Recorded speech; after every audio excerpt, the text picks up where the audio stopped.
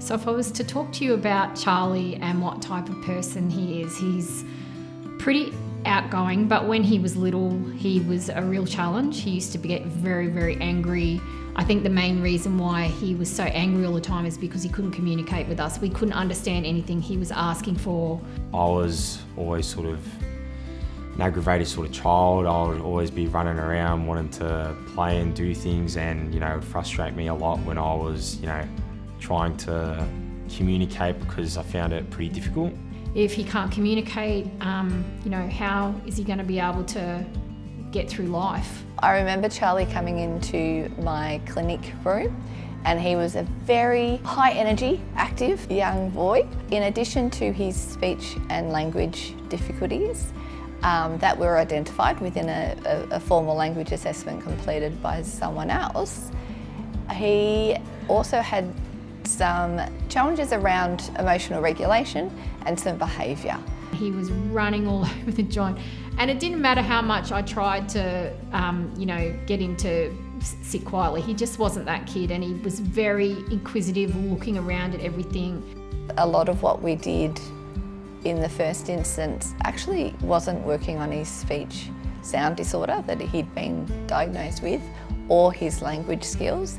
It was actually working with him in terms of him waiting, listening, paying attention.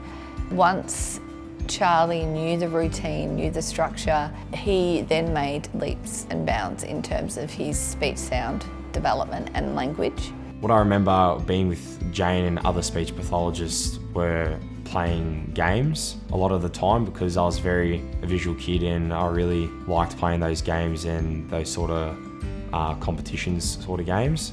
Then we started seeing Jane every week for, I reckon it was, until he was about 8 years old, so for 5 years.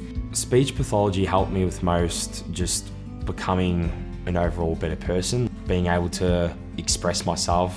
Everybody loves Charlie. He's got amazing emotional intelligence, and I think that's one of the really big things that has probably developed from those early days of speech therapy as well. Even just recently, which was pretty exciting for him, he was asked to host his Year 12 Sports Awards. And I think nobody would really ever know he ever had those issues when he was younger. He made gains really quickly. Part of that was Tracey's commitment to supporting him both within and at home, and ensuring that whatever we did, she followed through and was really consistent and part of really engaged in that therapeutic process. I honestly do genuinely account that to the fact that he had very early intervention. He is a really very well-rounded young adult now, and ready to finish Year 12 and start his career.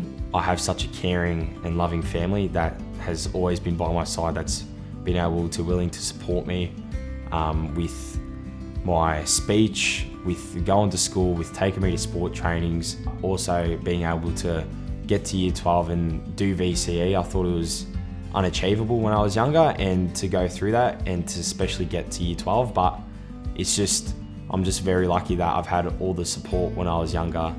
For any person or parent who is concerned about their child's development or looking into whether they need speech pathology supports, my suggestion is don't wait. We know that, especially working within the paediatric field, the earlier the intervention, the better outcomes.